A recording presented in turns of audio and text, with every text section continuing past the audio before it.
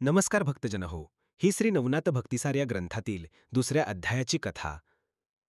शंकर व दत्तात्रय वनात निघाले व वनशोभा पाहत पाहत ते भागीरथीच्या तीराले जात होते.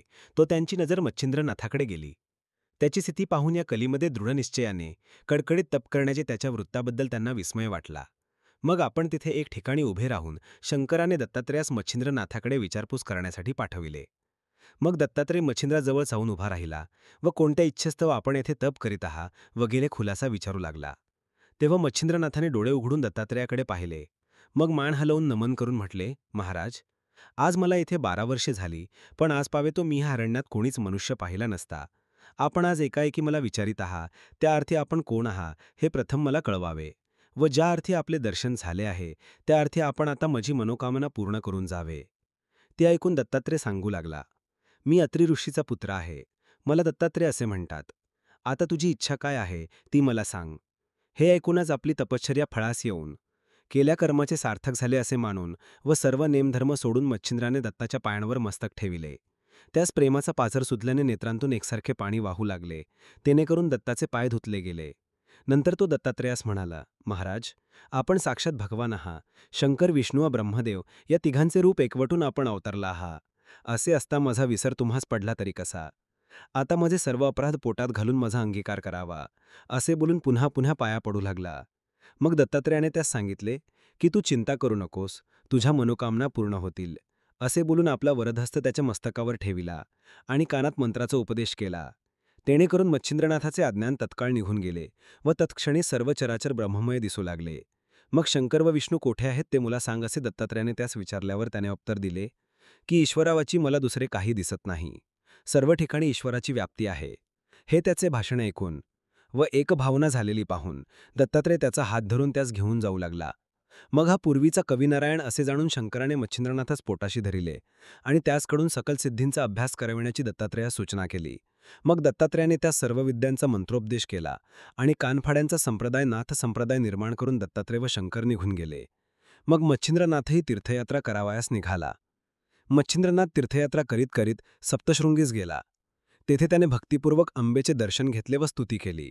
त्या समयी साबरी विद्या आपणास पूर्ण अवगत होऊन त्यावर कविता करावी अशी त्याच्या मनात येऊन गेले. ह्या कवित्वाच्या योगाने लोकांना पुष्कळ फायदा होईल अशी त्याची कल्पना होती. परंतु दैवत अनुकूल झाल्या वाचून कार्यसिद्धी व्हावयाची नाही अशीही त्याच्या मनात शंका आली.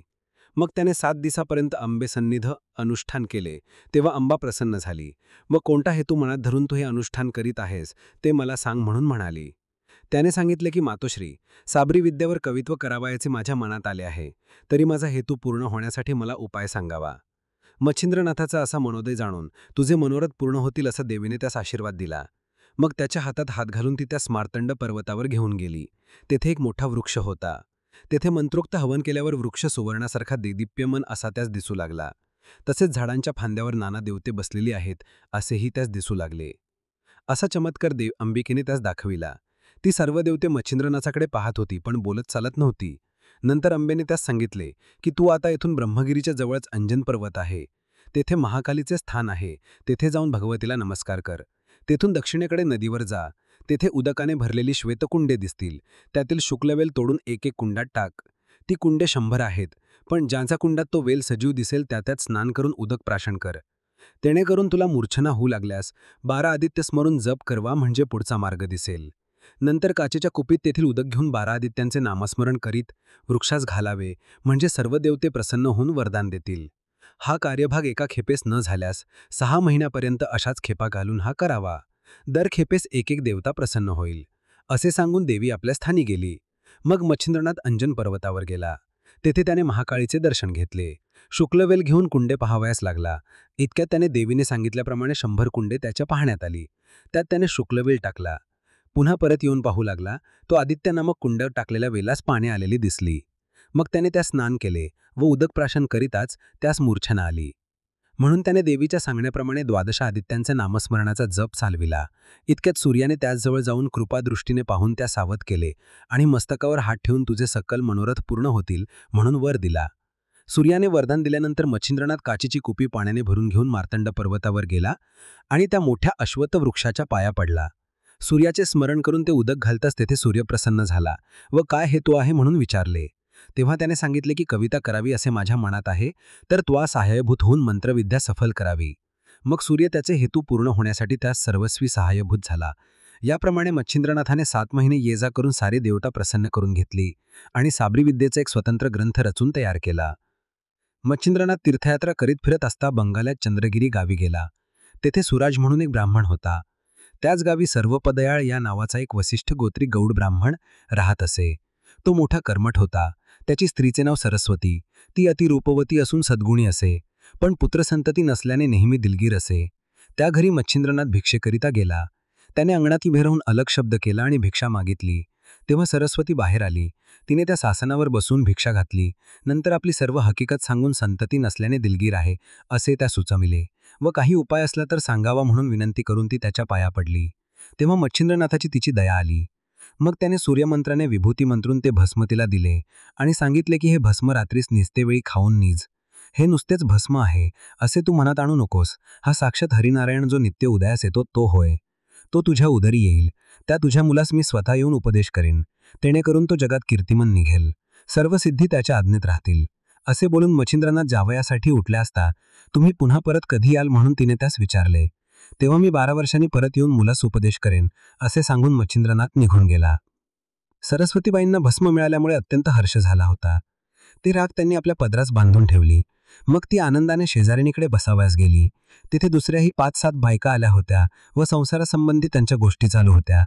त्यावेळी तिनेही आपल्या घरी घडलेला सर्व वृत्तांत त्यांना सांगितला आणि त्या कानफोड्या बाबाने सांगितल्याप्रमाणे मी भस्म शेणात खाऊन नखल्यास मला पुत्र होईल काय म्हणून विचारले.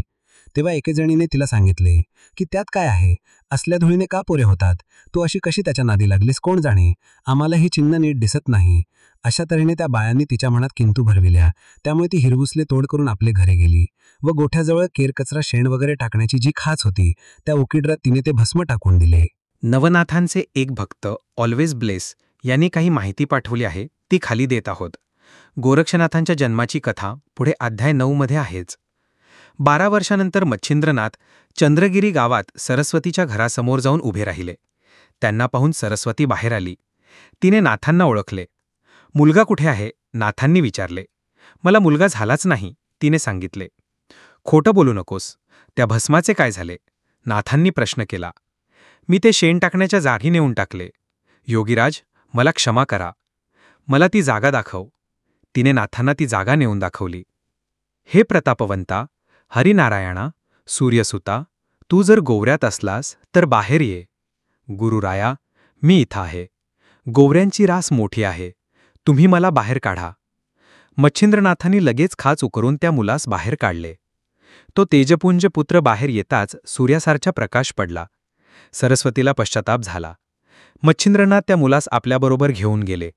गोरक्षनाथ असे त्याचे नाव ठेवले. त्याला शाबरी विद्येत प्रवीण केले, अस्त्रविद्येतही निपुण केले. असेही म्हणतात की मच्छिंद्रनाथ व ती स्त्री त्या शेणाच्या ढिगाजवळ गेले व त्यांनी हाक मारली, चलो गोरख. त्याबरोबर त्या शेणातून एक मुलगा उभा राहिला व त्याने प्रत्युत्तर दिले, आदेश. मग मच्छिंद्रनाथ त्या मुलाला घेऊन गेले. हाच मुलगा पुढे गोरक्षनाथ म्हणून प्रसिद्धीस आला. योगबळामुळे गोरक्षनाथांनी चिरंजीवित्व प्राप्त करून घेतले होते. सिद्ध सिद्धांत पद्धती, अमनस्क योग, विवेक मार्तंड, गोरक्ष शतक इत्यादी त्यांचे ग्रंथ प्रसिद्ध आहेत. शके 1710 पर्यंत सर्व नवनाथ प्रगट रूपाने फिरत होते. नंतर ते गुप्त झाले. गिरनार पर्वतातील श्री दत्तात्रेयांच्या आश्रमात गोरक्षनाथ राहिले. 84 सिद्धांपासून नाथपंथ भरभराटीस आला. नेपाळी लोक गोरक्षनाथांना पशुपतीनाथाचा अवतार मानतात. नेपाळमध्ये काही ठिकाणी त्यांचे आश्रम आहेत. नाण्याच्या एका बाजूवर त्यांचे नावही आढळते. महाराष्ट्रातील औंढ्या नागनाथ ही त्यांची तपभूमी असल्याचे म्हटले जाते.